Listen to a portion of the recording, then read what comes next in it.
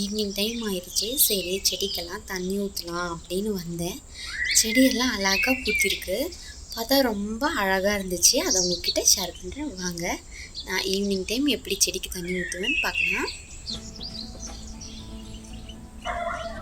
இது எல்லாமே நாங்கள் வச்ச செடி பூ பூத்துருக்கு. ஈவினிங் டைம் தண்ணி ஊற்ற வரும்போது தான் பார்த்தேன். நல்லா அழகாக பூத்துருந்துச்சு.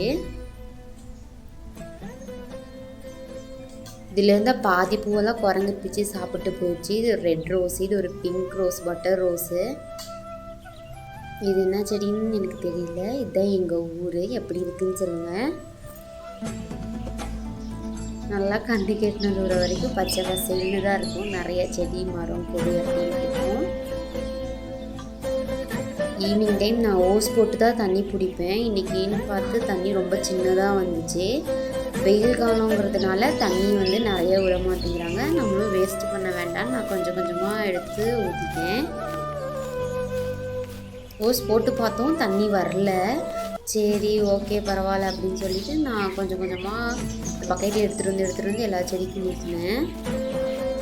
இதுதான் எங்கள் ஊர். என்னோடய வீடியோ பிடிச்சிருந்தா லைக் பண்ணுங்கள், சப்ஸ்கிரைப் பண்ணுங்கள், மறக்காமல் பெல் ஐக்கானை கிளிக் பண்ணுங்கள். என் வீடியோ பார்க்குறவங்க எல்லாருக்கும் ரொம்ப ரொம்ப தேங்க்ஸ்.